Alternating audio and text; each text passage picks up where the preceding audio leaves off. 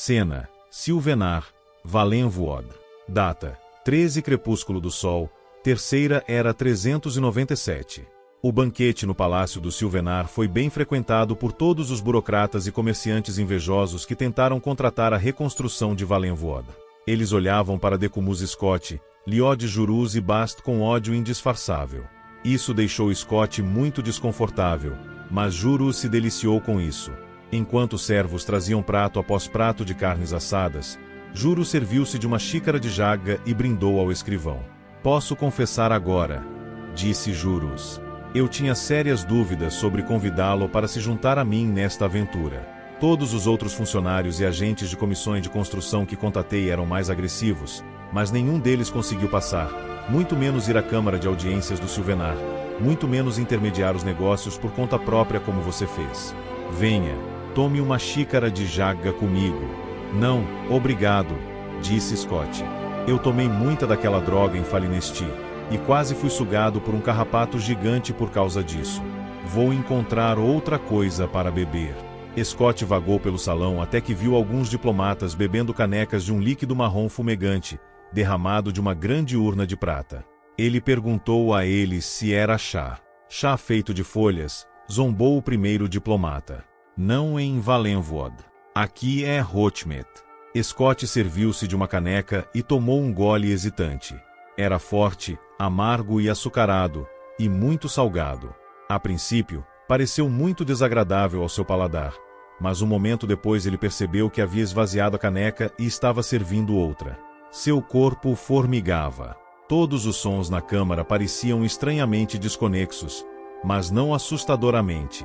Então você é o sujeito que fez o Silvenar assinar todos aqueles contratos, disse o segundo diplomata.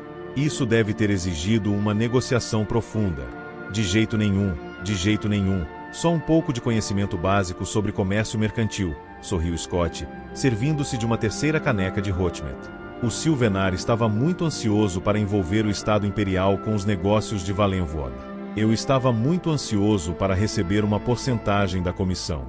Com toda essa bendita ânsia, era apenas uma questão de colocar a pena em contrato. Deus o abençoe. Você está a serviço de Sua Majestade Imperial há muito tempo? Perguntou o primeiro diplomata. É uma mordida, ou melhor, um pouco mais complicado do que isso na cidade imperial. Entre você e eu realmente não tenho um emprego. Eu costumava trabalhar para Lord Atreus e sua comissão de construção, mas fui demitido. E então, os contratos são de Lord Vanek e sua comissão de construção, porque eu os consegui desse sujeito Reglius que é um competidor, mas ainda assim um sujeito muito bom até ser morto por aqueles Khajiit. Scott esvaziou sua quinta caneca. Quando eu voltar para a cidade imperial, então as negociações reais podem começar, Deus o abençoe. Eu posso ir até meu antigo empregador e Lord Vanek, e dizer, olha aqui, qual de vocês quer essas comissões? E eles vão cair uns sobre os outros para tirá-las de mim. Será uma guerra de lances pela minha porcentagem como ninguém em lugar nenhum nunca viu. Então você não é um representante de Sua Majestade Imperial, o Imperador, perguntou o primeiro diplomata. Você não ouviu o que eu disse, seu idiota? Scott sentiu uma onda de raiva, que rapidamente diminuiu. Ele riu e se serviu de uma sétima caneca. As comissões de construção são de propriedade privada, mas ainda são representantes do Imperador. Então eu sou um representante do Imperador. Ou serei. Quando eu conseguir esses contratos. É muito complicado. Eu posso entender porque você não está me seguindo. Deus te abençoe. É tudo como o poeta disse, uma dança no fogo, se você seguir a ilusão, isto é, a alusão. E seus colegas? Eles são representantes do Imperador? Perguntou o segundo diplomata. Scott caiu na gargalhada, balançando a cabeça. Os diplomatas lhe deram seus respeitos e foram falar com o ministro. Scott saiu cambaleando do palácio e cambaleou pelas estranhas e orgânicas avenidas e bulevares da cidade. Levou várias horas para encontrar o caminho para Pritala Hall e seu quarto. Uma vez lá, ele dormiu, quase em sua cama. Na manhã seguinte, ele acordou com Jurus e Bast em seu quarto, sacudindo-o. Ele se sentia meio adormecido e incapaz de abrir os olhos completamente, mas, de resto, bem. A conversa com os diplomatas flutuava em sua mente em uma névoa, como uma obscura memória de infância. O que em nome de Mara é Hotmet? Ele perguntou rapidamente. Sucos de carne rançosos e fortemente fermentados com muitos temperos para matar os venenos, sorriu Bast. Eu deveria ter avisado para você ficar com Jagga. Você já deve ter entendido o mandato da carne, riu Jurus. Esses Bosmeri preferem comer uns aos outros do que tocar no fruto da videira ou do campo. O que eu disse para aqueles diplomatas? Gritou Scott, em pânico. Nada de ruim, aparentemente, disse Jurus, puxando alguns papéis. Suas escoltas estão lá embaixo para levá-lo à província imperial. Aqui estão seus papéis de passagem segura. O Sylvenar parece muito impaciente com os negócios avançando rapidamente. Ele promete enviar a você algum tipo de tesouro raro quando os contratos forem cumpridos. Veja, ele já me deu algo. Jurus mostrou seu novo brinco enfeitado com joias, um lindo rubi grande facetado. Bast mostrou que tinha um parecido. Os dois gordos saíram do quarto para que Scott pudesse se vestir e fazer as malas. Um regimento completo de guardas de Sylvenar estava na rua em frente à taverna. Eles cercaram uma carruagem com o brasão oficial de Valenvood. Ainda atordoado, Scott subiu, e o capitão da guarda deu o sinal. Eles começaram um rápido galope. Scott se sacudiu, e então olhou para trás. Bast e Jurus estavam acenando para ele se despedindo. Espere! Scott gritou. Você não vai voltar para a província imperial também? O Sylvenar pediu que ficássemos para trás como representantes imperiais, gritou Liod Jurus. Caso haja necessidade de mais contratos e negociações. Ele nos nomeou um Drap, algum tipo de honra especial para estrangeiros na corte. Não se preocupe. Muitos banquetes para comparecer. Você pode lidar com as negociações com Vanek e Atreus sozinho, e nós manteremos as coisas resolvidas aqui. Jurus continuou a gritar conselhos sobre negócios, mas sua voz tornou-se indistinta com a distância. Logo desapareceu completamente quando o comboio contornou as ruas de Sylvenar. A selva surgiu de repente e então eles estavam nela. Scott só tinha passado por ela a pé ou ao longo dos rios em barcos lentos. Agora ela brilhava ao seu redor em profusões de verde. Os cavalos pareciam ainda mais rápidos se movendo através do mato do que nos caminhos suaves da cidade. Nenhum dos sons estranhos ou cheiros úmidos da selva penetraram na escolta. Scott sentiu como se estivesse assistindo a uma peça sobre a selva com o fundo de uma tela em movimento rápido, que oferecia apenas a mais mera sugestão do lugar. E assim foi por 2 semanas. Havia muita comida e água na carruagem com o escrivão. Então ele apenas comeu e dormiu enquanto a caravana avançava sem parar.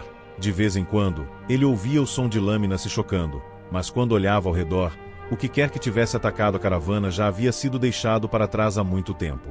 Por fim, eles chegaram à fronteira, onde uma guarnição imperial estava estacionada.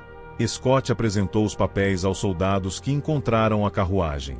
Eles lhe fizeram uma enxurrada de perguntas que ele respondeu monossilábica e então o deixaram passar. Levou mais alguns dias para chegar aos portões da cidade imperial. Os cavalos que voavam tão rápido pela selva agora desaceleravam no território desconhecido das arborizadas propriedades colovianas. Em contraste, os gritos dos pássaros de sua província e os cheiros da vida vegetal de sua província trouxeram Decumuz Scott à vida. Era como se ele tivesse sonhado todos os meses anteriores. Nos portões da cidade, a porta da carruagem de Scott foi aberta para ele e ele saiu com pernas incertas. Antes que ele tivesse um momento para dizer algo à escolta, eles desapareceram, galopando de volta para o sul pela floresta. A primeira coisa que ele fez agora que estava em casa foi ir até a taverna mais próxima e tomar chá, frutas e pão. Se ele nunca mais comesse carne, ele disse a si mesmo, isso lhe serviria muito bem. As negociações com Lord Atreus e Lord Vanek prosseguiram imediatamente depois disso. Foi muito agradável. Ambas as comissões reconheceram o quão lucrativa a reconstrução de Valenvood seria para sua agência.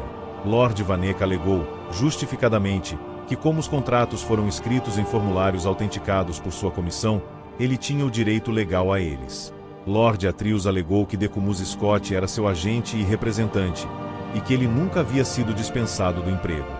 O imperador foi chamado para arbitrar, mas ele alegou estar indisponível. Seu conselheiro, o imperial Batemage Jagartarn, havia desaparecido há muito tempo e não poderia ser chamado por sua sabedoria e mediação imparcial. Scott vivia muito confortavelmente com os subornos de Lord Atreus e Lord Vanek. Toda semana, uma carta chegava de Jurus ou Bast perguntando sobre o status das negociações. Gradualmente, essas cartas pararam de chegar, e outras mais urgentes vieram do ministro do Comércio e do próprio Silvenar. A guerra da Divisão Azul com a ilha Sumurset terminou com os Altmeri ganhando várias novas ilhas costeiras dos Elfos da Floresta. A guerra com Elsveir continuou, devastando as fronteiras orientais de Valenvoord. Ainda assim, Vanek e Atreus brigaram sobre quem ajudaria. Numa bela manhã no início da primavera do ano 398 da Terceira Era, um mensageiro chegou à porta de Decumus Scott. Lord Vanek ganhou a comissão de Valenvoord e solicita que você e os contratos compareçam ao seu salão o mais breve possível. Lord Atreus decidiu não desafiar mais, perguntou Scott. Ele não conseguiu, pois morreu muito repentinamente, agora mesmo, em um acidente terrivelmente infeliz, disse o mensageiro. Scott se perguntou quanto tempo levaria até que a Dark Brotherhood fosse trazida para as negociações finais. Enquanto caminhava em direção à comissão de construção de Lord Vanek, uma longa e severa obra de arquitetura em uma praça menor, mas respeitável, ele se perguntou se havia jogado o jogo, como deveria. Vanek poderia ser tão voraz a ponto de lhe oferecer uma porcentagem menor da comissão agora que seu principal concorrente estava morto? Felizmente, ele descobriu, Lord Vanek já havia decidido pagar a Scott o que havia proposto durante o calor das negociações de inverno. Seus conselheiros lhe explicaram que outras comissões de construção menores poderiam se apresentar, a menos que o assunto fosse tratado de forma rápida e justa. Que bom que resolvemos todos os problemas legais, disse Lord Vanek, carinhosamente. Agora podemos começar a ajudar os pobres Bosmeri e coletar os lucros. É uma pena que você não tenha sido nosso representante para todos os problemas com Ben de Ermac e os negócios arnesianos. Mas haverá muitas outras guerras, tenho certeza disso. Scott e Lord Vanek enviaram uma mensagem ao Silvenar de que finalmente estavam preparados para honrar os contratos. Algumas semanas depois, eles realizaram um banquete em homenagem ao lucrativo empreendimento. Decumus Scott era o queridinho da cidade imperial, e nenhuma despesa foi poupada para tornar a noite inesquecível. Enquanto Scott encontrava os nobres e comerciantes ricos que se beneficiariam de seus negócios, um cheiro exótico, mas de alguma forma vagamente familiar, surgiu no salão de baile. Ele o rastreou até sua fonte, um pedaço grosso de carne assada, tão longo e grosso que cobria vários pratos. Os foliões cirodílicos estavam comendo vorazmente, incapazes de encontrar palavras para expressar seu deleite com seu sabor e textura. Não se parece com nada que eu já tenha comido antes. É como carne de veado alimentada por porcos. Você vê o marmoreio da gordura e da carne. É uma obra-prima. Scott foi pegar uma fatia, mas então viu algo incrustado profundamente no assado seco e derretido. Ele quase colidiu com seu novo empregador, Lord Vanek, enquanto cambaleava para trás. De onde veio isso? Scott gaguejou. Do nosso cliente, o Silvenar, sorriu Sua Senhoria. É algum tipo de iguaria local que eles chamam de um trapa. Scott vomitou e não parou por algum tempo. Isso lançou um manto temporário sobre a noite, mas quando Decumus Scott foi levado para sua mansão, os convidados continuaram a jantar. Um trapa foi a alegria de todos. Ainda mais quando o próprio Lord Vanek pegou uma fatia e encontrou o primeiro de 2 rubis enterrados dentro. Quão inteligente dos Bosmer inventar tal prato, os Cyrodiils concordaram.